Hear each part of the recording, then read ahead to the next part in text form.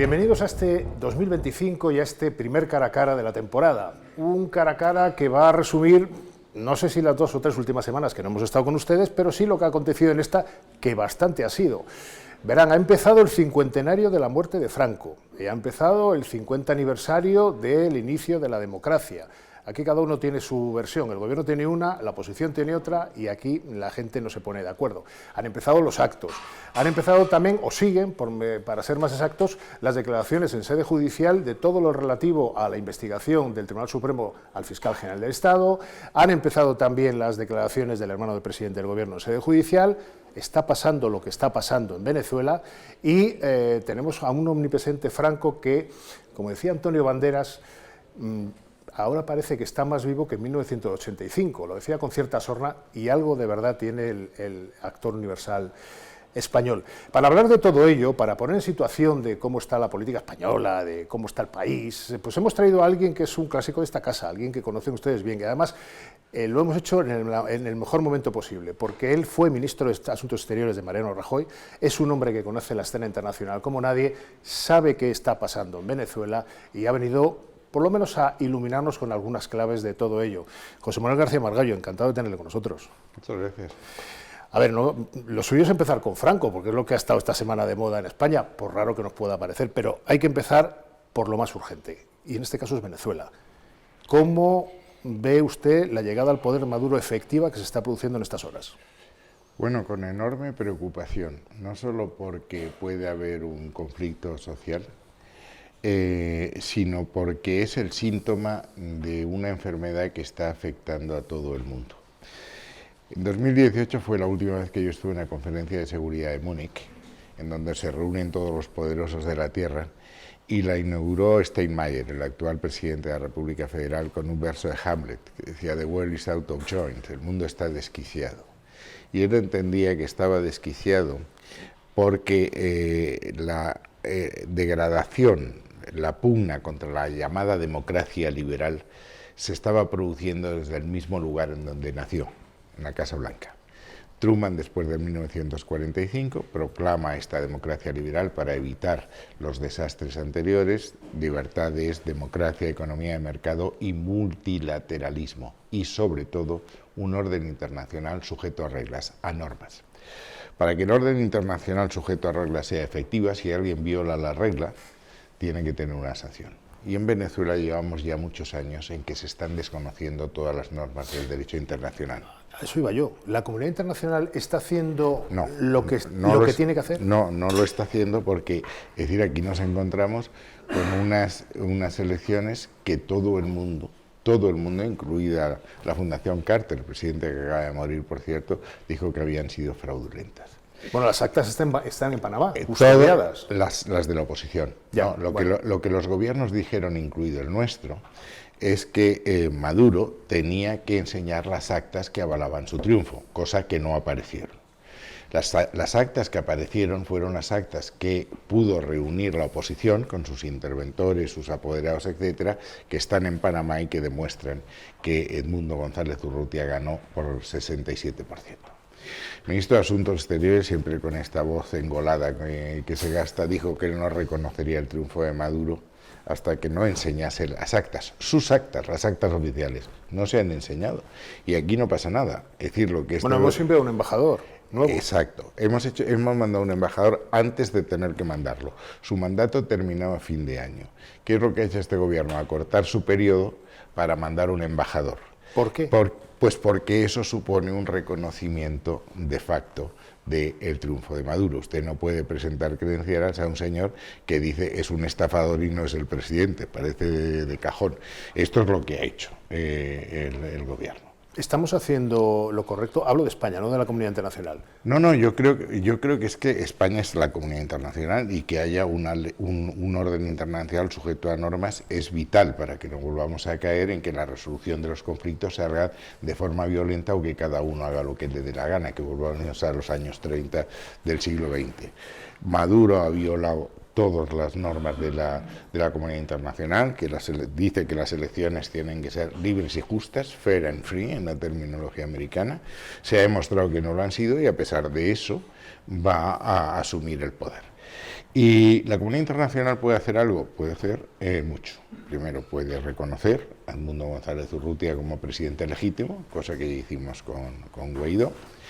Y sobre todo lo que puede hacer, y aquí el país indispensable siguen siendo los Estados Unidos, es rescindir las licencias que tiene Chevron para importación y venta de petróleo. ¿Eso lo va a hacer Trump ahora, cuando tome posesión del 20 de enero?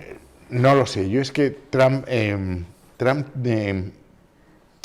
desarrolla una diplomacia que se llama transaccional. Transaccional quiere decir más o menos que vamos a ver cómo nos entendemos. Eso es lo contrario de un orden internacional sujeto a normas. Eso es la legislación internacional. Dice usted, las elecciones tienen que ser libres y si no son libres no puede usted entrar en chanchullos con no lo sé.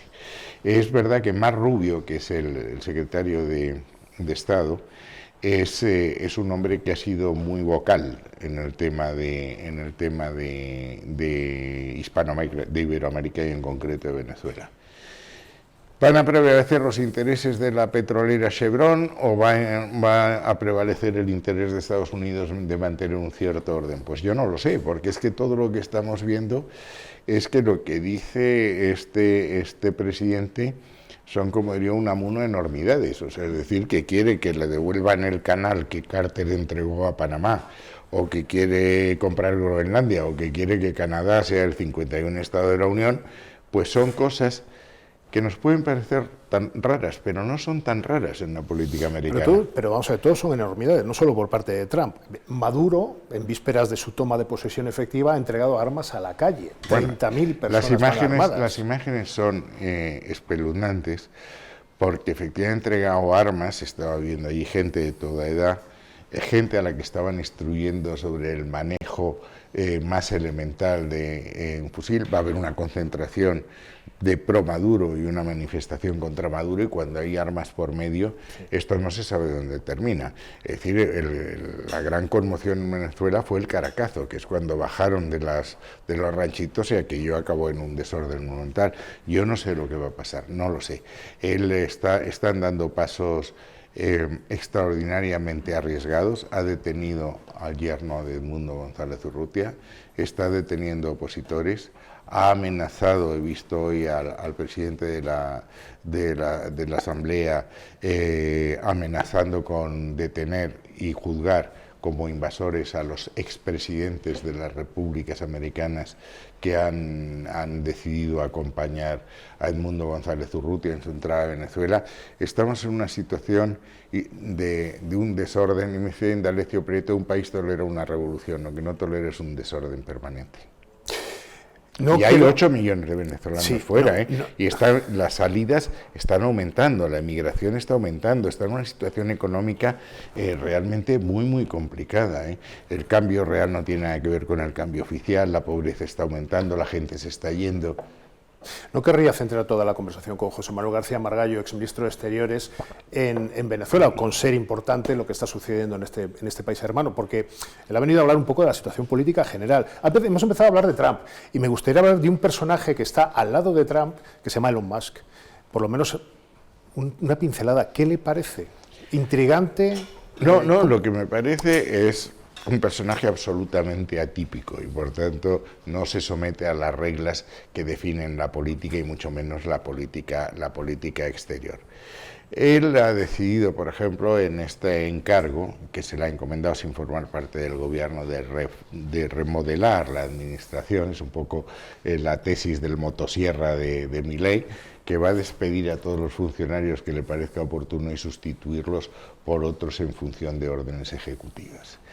Él ha puesto todo a su red y le han invitado otros dueños de otras redes al servicio de la política de Trump. Han eliminado eso que se llamaban verificadores para intentar controlar que hubiese alguna coherencia entre lo que estás transmitiendo en las redes, que es el medio más importante en política en el mundo hoy. Mucho por el más que se informan los jóvenes. Esta es la historia. Claro, entonces, eso es muy grave y ha hecho una declaración que ha puesto los pelos de punta a todo el que conoce la historia mundial, esto de pedir el voto para alternativa para Alemania, que es el partido heredero del Partido Nacional Socialista de Hitler, que hizo lo que hizo entre el 33 y el 45, pues realmente es muy preocupante. Bueno, no solo ha hecho esto que está contando el exministro Margallo, sino que también se ha metido con Starmer, el primer ministro británico, por una actitud que dejó de tener en un tema muy escabroso sobre niñas y abuso sexual. La pregunta es, ¿Bruselas, Europa, tiene que reaccionar, tiene que poner pies en pared, le tiene que enseñar los dientes a Musk o a Trump o a los dos? Por ahora se está reaccionando con una enorme prudencia, porque Estados Unidos sigue siendo, como decía Clinton, la nación indispensable. Es probable que ya no pueda intentar regir el mundo de forma unipolar, como fue después de Berlín, después de lo que le ha pasado en Oriente Medio, el conflicto que tiene con China, etcétera. Él sabe que necesita a otros y Europa necesita a otros. El problema es que cada vez el peso entre Europa y Estados Unidos es más desigual.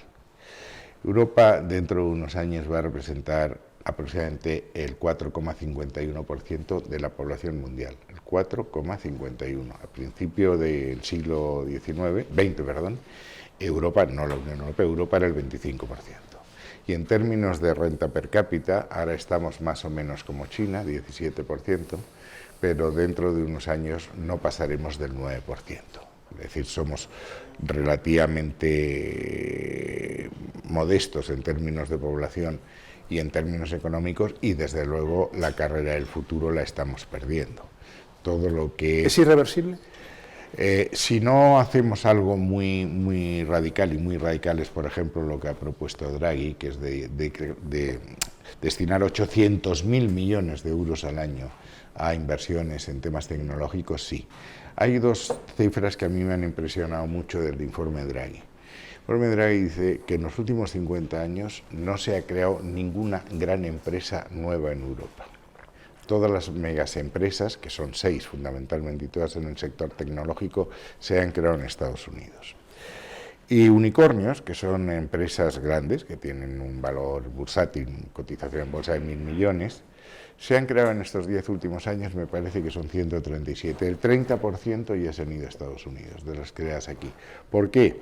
Porque el mercado es más amplio, nosotros seguimos sin completar el mercado interior, porque la financiación es más barata, 250 puntos, porque la regulación es menos asfixiante. En definitiva, Europa está perdiendo esa carrera, y la está perdiendo respecto a Estados Unidos y respecto a China, que es un país que está avanzando en ese terreno de una forma enorme. Y ahora lo que pase con estos aranceles que quiere poner Trump, que si pone aranceles a los coches que se fabriquen en China, vendrán a Europa.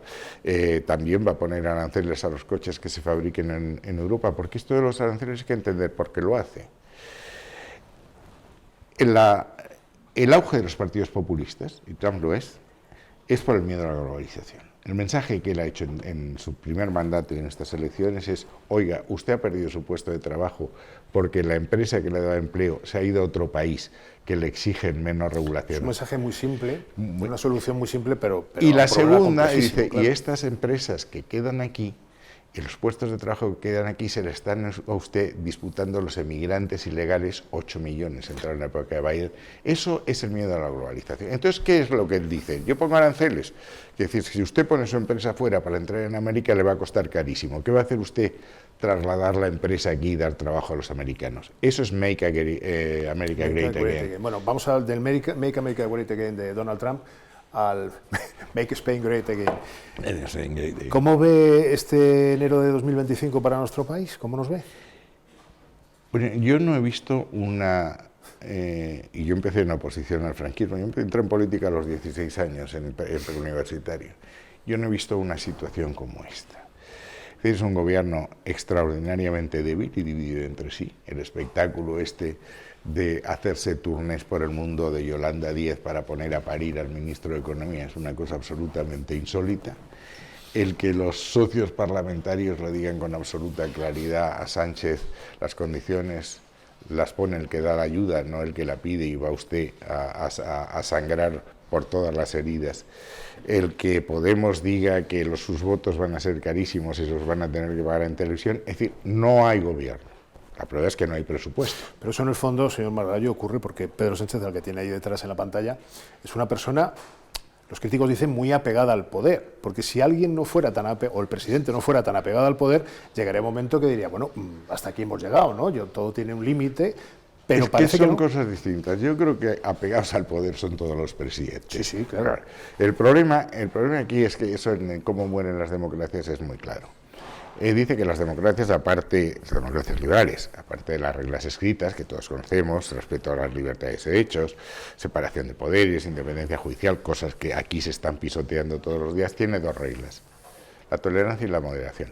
La tolerancia es que usted, que es mi adversario, no es mi enemigo, y por tanto mi vocación no es aniquilarle. Y la segunda es moderación, es que cuando yo llego al gobierno tengo que respetar los derechos del individuo que no han sido cedidos al Estado, los de las minorías, etcétera, y sobre todo el derecho a la oposición a intentar ser gobierno. Y eso es todo lo que aquí se está desnaturalizando. Es decir, toda esta operación que la gente está tomando a broma de la llamada España en libertad no es ninguna broma. A eso iba yo. ¿Vio el acto? Sí, lo vi. ¿Y qué le pareció? Bueno, la pregunta no. Se la hago a una persona que está a caballo entre los 50 años de democracia, pero también vivió el tardofranquismo, ¿no? Entonces, ¿qué hay de verdad en todo esto? Bueno, vamos a ver, esto puede parecer una astracanada, y yo creo que hay gente que empieza a decir esto es absolutamente ridículo y solo se hace para tapar que hablemos de otras cosas, de corrupción, etcétera. Sí. Yo creo que es mucho más grave y que viene de mucho más lejos. Yo creo que esto empieza con José Luis Rodríguez Zapatero. José Luis Rodríguez Zapatero llega a la conclusión de que para permanecerse en el poder le va bien la polarización. Es más, lo declara en una entrevista a micrófono abierto.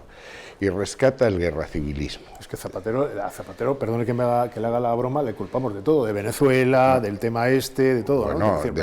De Venezuela algo le puedo contar yo de Rodríguez. Sí, bueno, ya hemos pasado el capítulo de Venezuela.